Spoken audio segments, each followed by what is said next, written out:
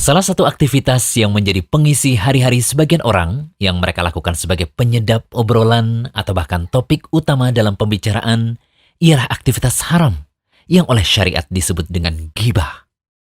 Ghibah adalah menggunjing, membicarakan aib seseorang di belakang orang tersebut.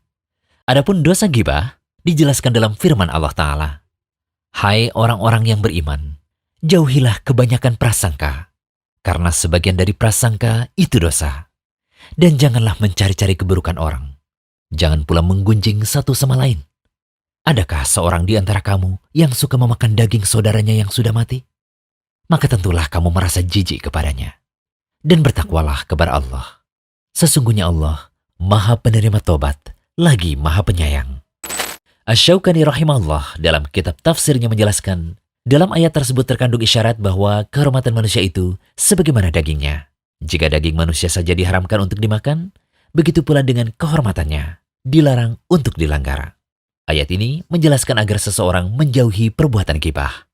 Ayat ini juga menjelaskan bahwa ghibah adalah perbuatan yang teramat jelek. Begitu tercelanya pula orang yang melakukan ghibah. Dari Abu Hurairah, ia berkata, Rasulullah SAW pernah bertanya, tahukah kamu apa itu ghibah? Para sahabat menjawab, Allah dan Rasulnya lebih tahu. Kemudian Rasulullah SAW bersabda, ghibah adalah kamu membicarakan saudaramu mengenai sesuatu yang tidak ia sukai.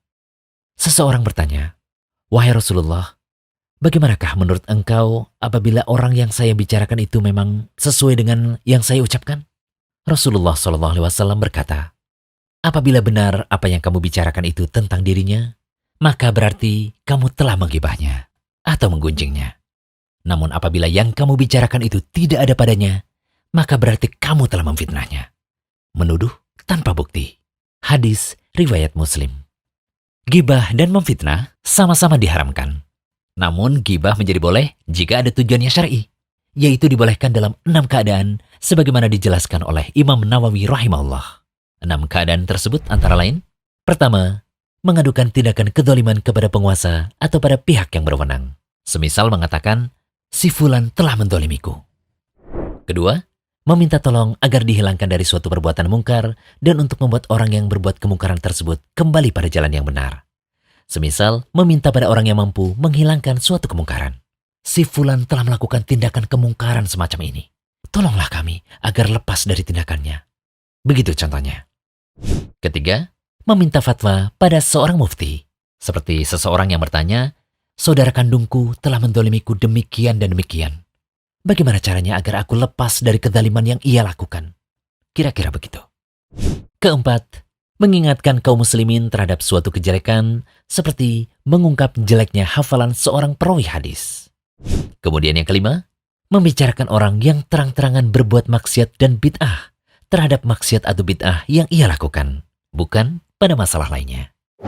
Kemudian yang keenam, menyebut orang lain dengan sebutan yang ia sudah ma'ruf dengannya. Seperti menyebutnya si buta. Namun jika ada ucapan yang bagus, itu lebih baik. Jika kita perhatikan apa yang dimaksud oleh Imam Nawawi pada poin-poin yang kami sebutkan tadi, maka ghibah masih dibolehkan jika ada maslahat dan ada kebutuhan. Semoga bermanfaat. Jangan lupa kunjungi rumaisa.com. Update setiap hari, insya Allah.